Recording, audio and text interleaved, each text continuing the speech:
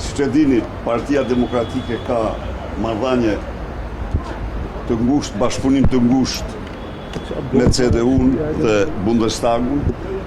Janë miq të shkëlqyer, të cilët i kanë dhënë një ndihmë të çmuar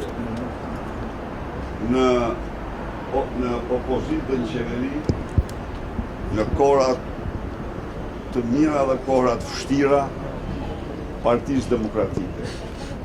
Diskutuam gjërësisht për këtë bashkëpunim dhe njoha mikun e çmuar me të gjitha zhvillimet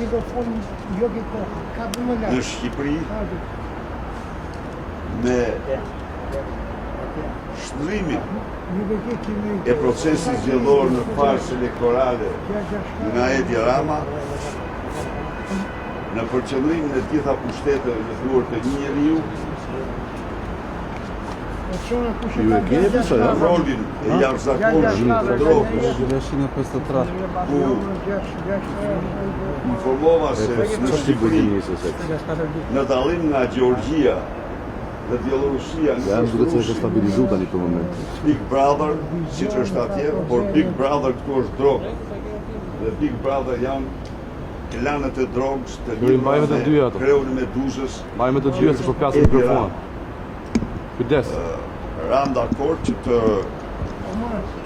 intensifikojmë bashkëpunimin me interesin më të mirë të procesit të integrimit të Shqipërisë në Bashkimin Evropian, i cili, theksoj dhe njerë, duhet të jetë një proces i bazuar në merit, sepse vetëm një proces i bazuar në merit është interesi absolut i qytetarëve shqiptarë.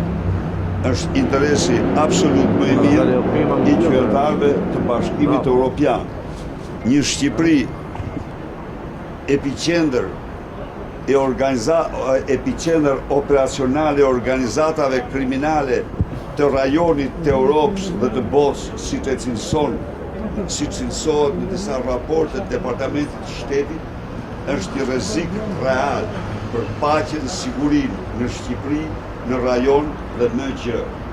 Ndaj dhe kushtet për mendimin tim, dhe jemi dakord të mi, duhet të jetë një proces i bazuar në merit, çka ekzistojnë të gjitha mundësitë, por jo me Edi Rama. Edi Rama është garant dhe udhëheqës kryesor i planeve të drogës në Shqipëri. Pra, ishte një diskutim i frutshëm dhe do ta falenderoj dhe tjerë.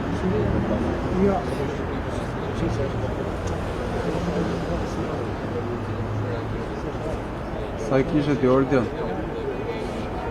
Vëna me mjes. Tani, do të dim një gjë. Bundestagu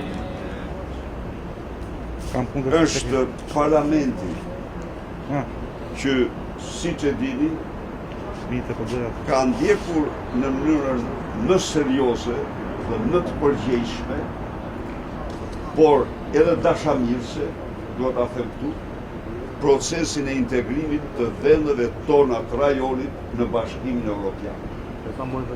Pse dashamirëse?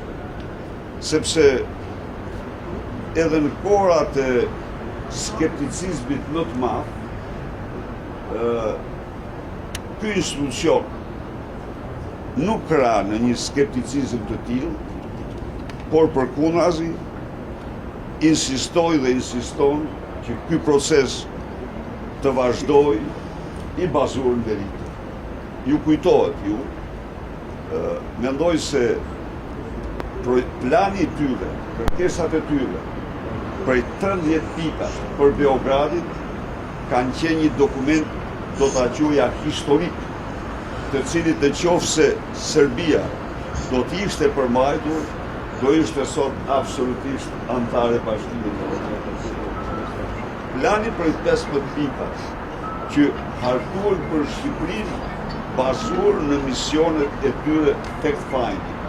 Nëse do ishte zbatuar, Shqipëria do ishte lofta afër vendit antar ose popull antar.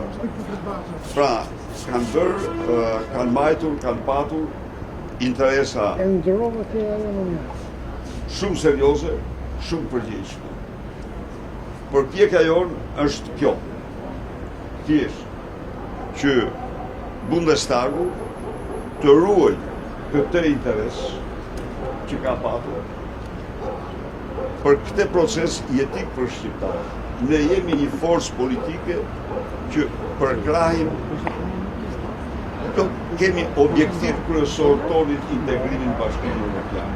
Ne kemi deklaruar pavarësisht nga mashtrimet që bëjnë lobistët korruptiv të Edi Ramës, apo vetë Edi Rama me ministrat e tij, por ç'është e vërteta, edhe lobistët korruptiv të Edi Ramës, që nuk janë, se kujtoni se janë të pak, janë jo të pak.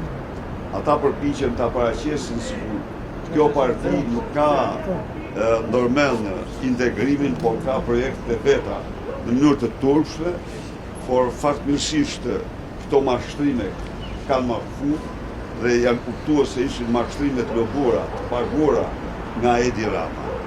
Ndaj dhe ne jemi të përqendruar që me miqtë tanë të vërtet procesit integrimit të kontribojnë, të ndihmojnë që ky proces të jetë proces i bazuar në funksionimin e shtetit ligjor, funksionimin e ekonomisë të rregullt, që është interesi absolut më i mirë i shqiptarit. Më fani, akuzat absurde të Edi Ramës se ne po e denancojmë këtu apo atje, dhe unë them dhe atyre pak individëve që mbështesin.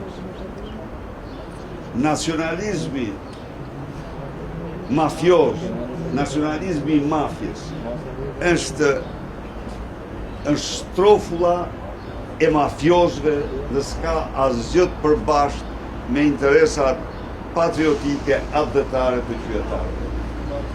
Sipas tyre, ne duhet ta fshejmë, ne duhet të eksportojmë kartele droge, duhet vazhdojmë të kryesojmë. Kemi vend i parë në eksport e kanabisit.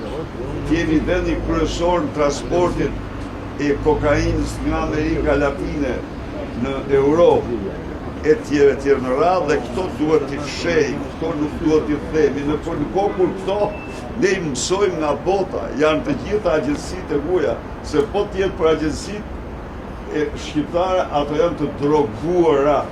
Janë të droguara, ju e shifi, a ka gjë me turp, a ka me turp, se sa çdo javë një vend evropian vjen për ta arrestuar kriminal në koncentra. Asnjë, pse ndodh kjo?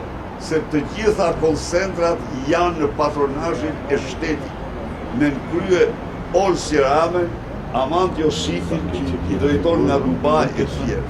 Dhe ndaj këtu nuk ka. Këte javë ishin francesë, para tyre ishin austrianë, ishin gjermanë në radhë. Pra e kanë shkruar Shqipërinë, po e shtrojnë Shqipërinë në një grop të zezë, të turpshme, të vjedhjes, plaçkitjes, pensionistëve të atyre vendeve. Po që s'u ndodhi kur të asnjë vendi, po vende që i ka dhënë miliarda Shqipërisë në rrugën e saj. Por këto, sepse familja Rama, në këtë rast Olsi Rama, është kryepeshkaqeni i koncentrave. Faleminderit.